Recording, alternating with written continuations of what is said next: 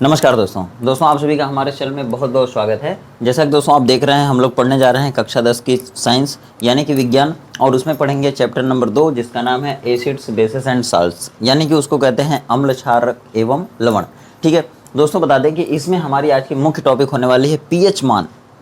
PH मान यानी कि पीएच मान को जिससे नापा जाएगा उसको कहते हैं पीएच स्केल। तो पूरी बात आज की पीएच स्केल यानी कि पीएच पैमाना और उससे जो नाप करके वैल्यू आएगी यानी कि पीएच मान, उनकी बात करने वाले हैं। दोस्तों बता दें कि सभी लोगों को ऐसा देखा जाता है अक्सर कि पीएच मान की परिभाषा नहीं याद होती है, तो आज उस पीएच मान की परिभाषा को भी अच्छे से हम लोग याद करने की कोशिश करेंगे। तो आइए देखते हैं पीएच पैमाना क्या होता है। देखिए दोस्तों, चूंकि ये लेसन है अम्ल क्षारक एवं लवण, मतलब दुनिया में ना कोई भी तरह का अगर सॉल्यूशन है, कोई भी तरह का अगर मटेरियल है, कोई भी मटेरियल है ना, तो वो तीन तरह का हो सकता है। अगर केमिस्ट्री के हिसाब से देखा जाए तो या तो अम्लीय होगा, या तो क्षारीय होगा, या तो उदासीन होगा। दुनिया में कोई भी मटेरियल ले लीजिए, वो तीन तरह का हो सकता है, या तो अम्लीय, या तो क्षारीय, या तो उदासीन मतलब कि लवण होगा। ठीक है, तो अम्ल क्षार एवं लवण तीनों है। तीनों को पीएच पैमाना या पीएच मान के हिसाब से कैसे अलग अलग क्वालिफाई करेंगे, इसी के लिए आया है पीएच स्केल। ठीक है, तो सबसे पहले लिख लेते हैं पीएच स्केल, यानी कि इसको हिंदी में कहते हैं पीएच मीटर भी कहते हैं, पीएच पैमाना भी कहते हैं। ठीक है, पीएच मीटर भी कहीं कहीं लिखा होता है, तो भड़किएगा मत। ठीक है, अब देखिए जो सबसे पहले पीएच स्केल है ना, यह एक स्केल ही की तरह, स्केल की ही तरह स्केल होती है जिसमें 0 से लेकर 14 तक के पाठ्यांक बने होते हैं। ठीक है, पहला पॉइंट, सबसे पहले जो पीएच पैमाना होता है उसकी वैल्यू कहाँ से कहाँ तक होती है, तो 0 से लेकर 14 तक होती है। ठीक है, दूसरी बात होती है कि इस पीएच पैमाना को बनाया कौन, तो सबसे पहले सोरेनसन का नाम आता है। सोरेनसन नामक वैज्ञानिक ने पीएच पैमाना को विकसित किया, और उसके बाद पीएच पैमाना से जो तरह तरह के मटेरियल का तरह तरह का पीएच मान निकाला है, उसको सबसे पहले डिफाइन किया था किसने? सोरेनसन ने।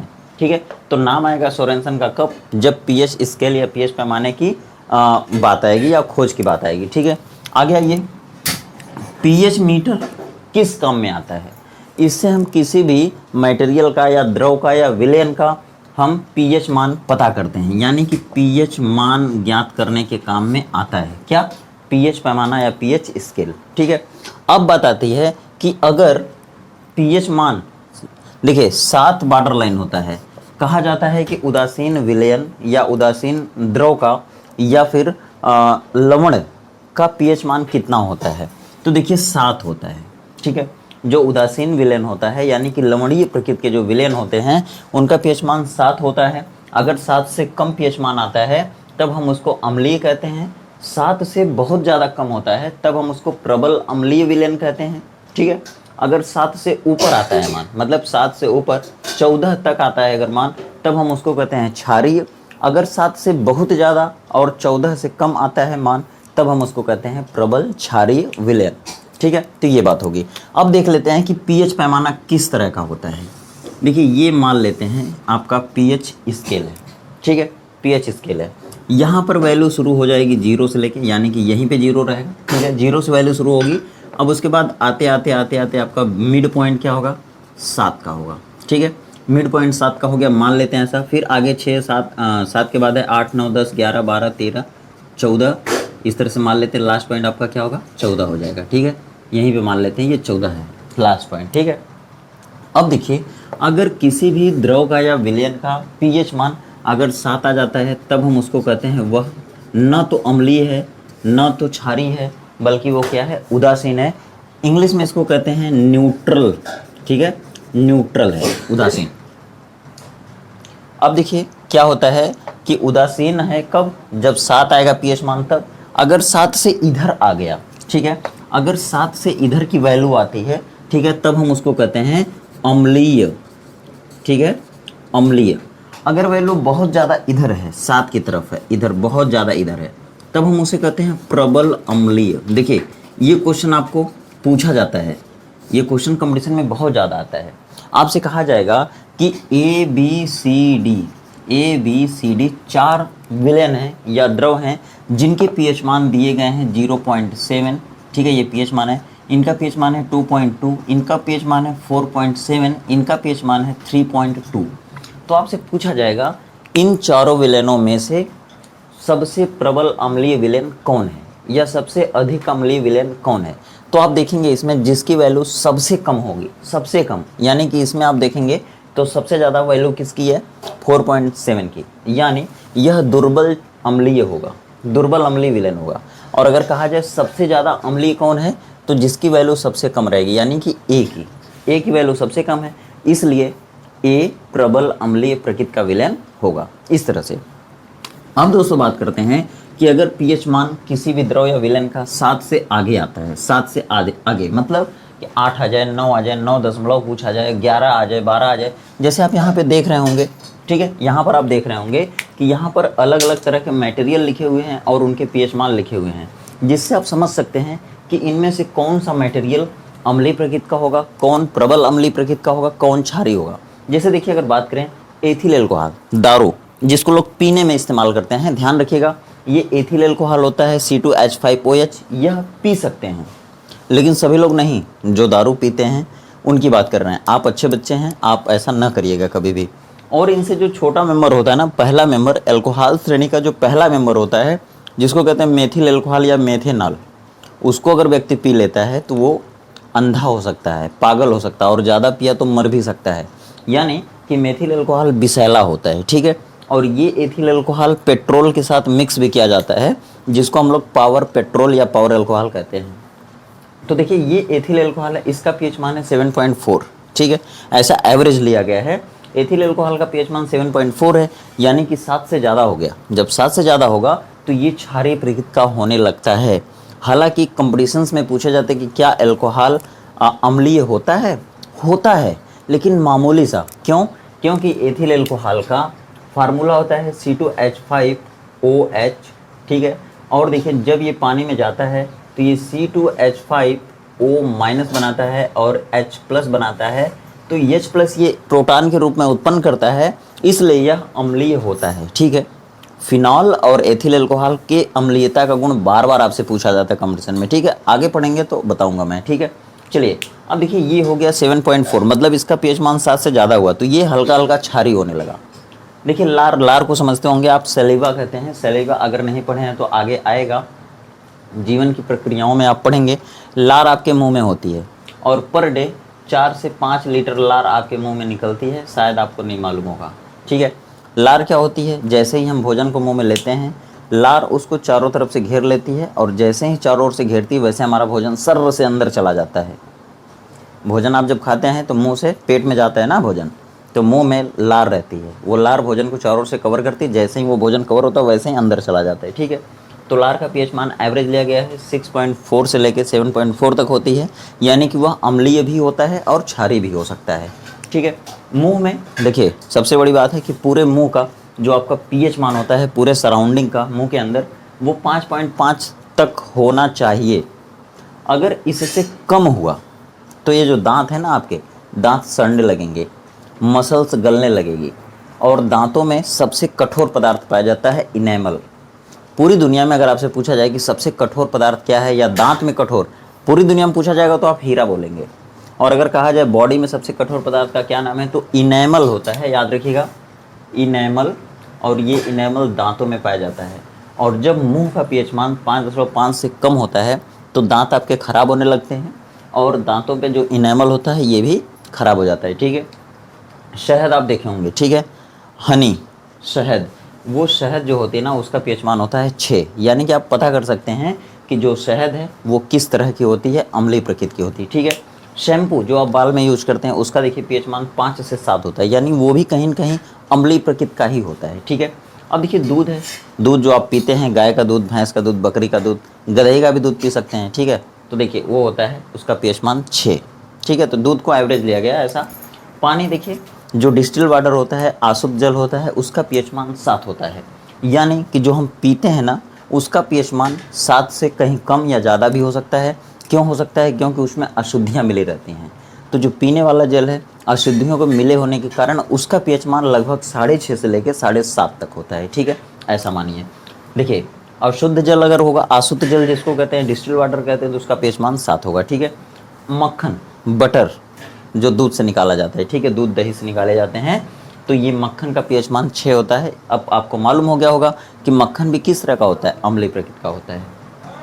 आंसू, देखिए जो आंखों से निकलते हैं आंसू, लार, जिसको लोर कहते हैं, लार नहीं लोर कहते हैं, ठीक है, गाँव में कहते हैं ऐसा लोर, कि लोर बह रहे हैं आंखों से, ठीक है। तो उसका पीएच मान होता है 7.4, यानी कि आप समझ पा रहे हैं कि ये उदासीन प्रकृति का है या क्षारीय प्रकृति का है या अम्लीय, ठीक है।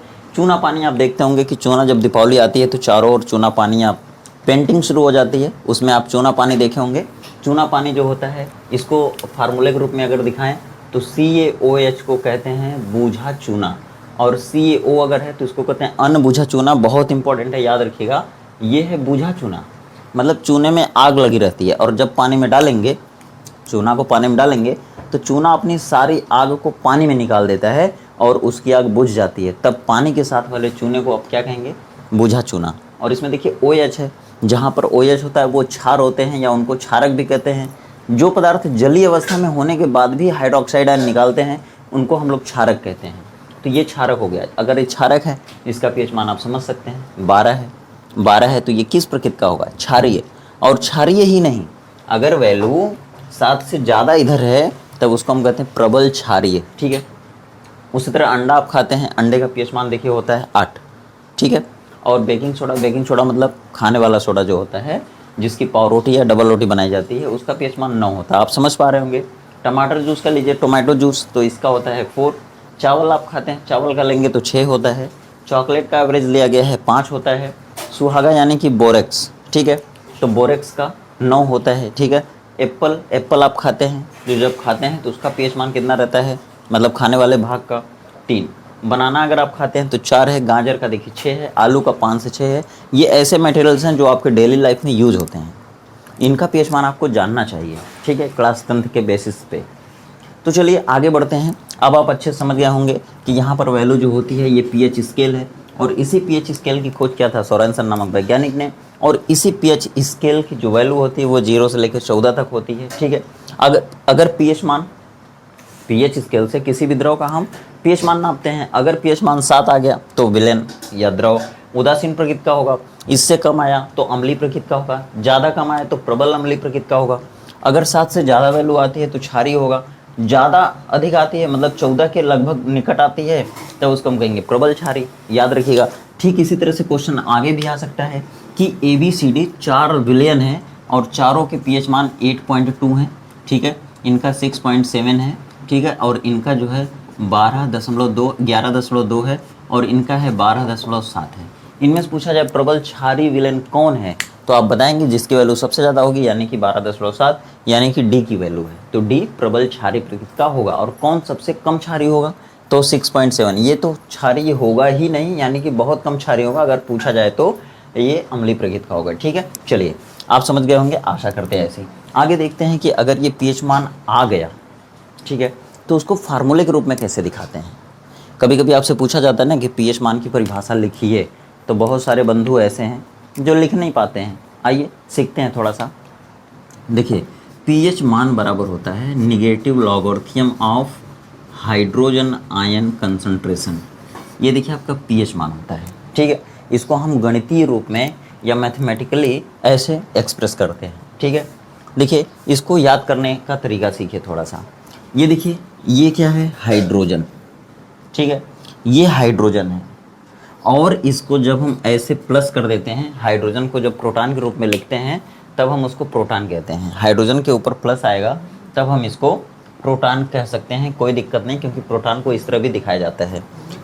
ये हो गया हाइड्रोजन, ये हो गया आयन, और इस किसी भी रासायनिक पदार्थ को अगर आप ऐसे बड़े वाले ब्रैकेट में लिखते हैं ना, तो इसको हम लोग कहते हैं सांद्रता। और इस सांद्रता का मतलब होता है मोल प्रति लीटर। और ये सांद्रता कहाँ आती है, जैसे मान लीजिए चीनी को पानी में डाल दिए, विलयन बन गया, चीनी को पानी में डाल दिए, विलयन बन गया, तो चीनी के कितने मोल कितने लीटर पानी में घुले हैं। अगर इस तरह मोल प्रति लीटर बताएंगे, मतलब चीनी के कितने मोल कितने लीटर पानी में घुले हैं, तो ये चीज़ कहलाती है सांद्रता। और सांद्रता को लिखेंगे तो ऐसे लिखेंगे, लेकिन अगर दिखाना है तो आप इस तरह ब्रैकेट में बंद कर सकते हैं। जिसको ब्रैकेट में बंद कर दिया वही उसी की सांद्रता वो बताती है, ठीक है। यानी अगर हम इसको ब्रैकेट में बंद कर दिए तो इसको क्या पढ़ेंगे, इसको क्या पढ़ेंगे, इसे पढ़ेंगे हाइड्रोजन आयन की सांद्रता। ठीक है, यही चीज़ यहाँ पर है। देखिए, हाइड्रोजन आयन की सांद्रता के ऋणात्मक लघुगणक को पीएच मान कहते हैं। इतना ही बोलना है आपको। ठीक है, आइए फिर से समझते हैं पीएच मान किसे कहते हैं। सीधा सा क्वेश्चन, हाइड्रोजन आयन की सांद्रता के ऋणात्मक लघुगणक को उसका पीएच मान कहते हैं, यही है। अब आप इसको थोड़ा और इज्जत से बोल सकते हैं, और इज्जत से और अच्छे तरीके से बोल सकते हैं। देखिए, अब कैसे बोलेंगे, ये लिखेंगे कैसे, या परिभाषा कैसे याद करेंगे। तो किसी भी विलयन में उपस्थित हाइड्रोजन आयन की सांद्रता के ऋणात्मक लघुगणक को उसका पीएच मान कहते हैं, यही है। अब दोस्तों, ये तो परिभाषा हो गई। अगर आपको पीएच मान दे दिया जाए और पूछा जाए कि हाइड्रोजन आयन की सांद्रता बताइए, ठीक है, देखिए, अगर आपको पीएच मान दे दिया गया और पूछा गया पीएच मान, जैसे मान लीजिए हो गया 8, ठीक है, और हाइड्रोजन आयन की सांद्रता पूछा जाए कि भाई चलिए पीएच मान दे दिया 8, हाइड्रोजन आयन की सांद्रता पूछा जा रहा है, तो क्या करेंगे। तो इसके लिए एक फार्मूला होता है 10 पावर माइनस पीएच। ठीक है, 10 पावर माइनस पीएच किसका फार्मूला होता है। देखिए, हाइड्रोजन आयन की सांद्रता बराबर 10 पावर माइनस पीएच, ये फार्मूला होता है। आप इससे बता सकते हैं, देखिए, हाइड्रोजन आयन की सांद्रता बराबर 10 के घाते माइनस पीएच, पीएच मान कितना दिया 8, तो ये हो जाएगा 10 के घाते माइनस 8। और ये चूंकि सांद्रता है तो सांद्रता को किस में व्यक्त करेंगे, मोल प्रति लीटर में। ठीक है, आ गया होगा। अब देखिए, कभी कभी क्या करता है, हाइड्रोजन आयन की सांद्रता खुद दे देता है और पूछता है पीएच मान बताइए। जैसे मान लीजिए हाइड्रोजन आयन की सांद्रता दे दिया, कितना दिया, 10 के घाते 3। ठीक है, अब आपसे बोला जा रहा है कि बताइए पीएच मान कितना है, पीएच मान कितना है। तो पीएच मान बराबर हो जाएगा आपका माइनस लॉग, और हाइड्रोजन आयन की सांद्रता यहाँ रखना है, चूँकि यही दिया है 10 के घाते 3, तो यहाँ पे रख देंगे 10 के घाते 3, ये हो जाएगा माइनस लॉग और 10 के घाते 3। ठीक है, अब देखिए, ये 10 के घाते 3 रहेगा, माइनस नहीं रहेगा। ठीक है, अब जब इसको सही करेंगे तो ये वाली घात आगे आ जाती है। ठीक है, तो ये हो जाएगा 3 गुणे माइनस लॉग 10। अब देखिए, लॉग 10 की वैल्यू ना 1 होती है, ये हो जाएगा 3 गुणे, यहाँ हो जाएगा -1 बराबर हो जाएगा -3। ठीक है, तो इस तरह से पीएच मान आप निकाल सकते हैं। पीएच मान कितना आ गया, -3 आ गया। अब सबसे बड़ा बवाल ये है कि कभी कभी आपको ना हाइड्रोक्साइड आयन की सांद्रता देता है। जैसे देखिए, अगर कहा जाए कि किसी विलयन के हाइड्रोक्साइड आयन की सांद्रता है 10 के घाते -3। ठीक है, अब आपसे कहीं कहीं कह देगा कि किसी भी विलयन में उपस्थित हाइड्रोक्साइड आयन की सांद्रता 10 के घाते -3 मोल प्रति लीटर है, तब आप उसका पीएच मान बताइए, क्या होगा। तो इस तरह के क्वेश्चन के लिए एक और फार्मूला आपको नोट करना चाहिए। वो फार्मूला होता है H+ की सांद्रता गुणे OH- की सांद्रता बराबर होता है 10 के घाते -14। ये फार्मूला आपको नोट करना चाहिए। ठीक है, वेरी वेरी इंपॉर्टेंट फार्मूला, और ये उस इमरजेंसी में काम करता है जब आपको क्वेश्चन में दिया गया होता है कि यदि किसी विलयन में उपस्थित हाइड्रोक्साइड आयन की सांद्रता 10 के घाते -3 मोल प्रति लीटर है, तब आप पीएच मान बताइए। ऐसे केस में आप क्या करते हैं, इस फार्मूले का इस्तेमाल करते हैं। क्योंकि जब तक आपको H+ या हाइड्रोजन आयन की सांद्रता नहीं दी रहेगी तब तक आप पीएच मान नहीं निकाल सकते। तो चूंकि इसमें नहीं दिया हाइड्रोजन आयन की सांद्रता, केवल OH की दिया है, तो OH की वैल्यू यहाँ पर रख करके हम इधर ट्रांसफ़र करेंगे, OH की वैल्यू रख कर, और तब आपको यहाँ पर हाइड्रोजन आयन की सांद्रता मिलेगी।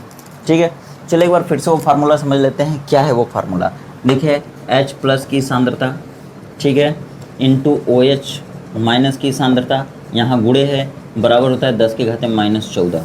ठीक है, यही फार्मूला है आपको।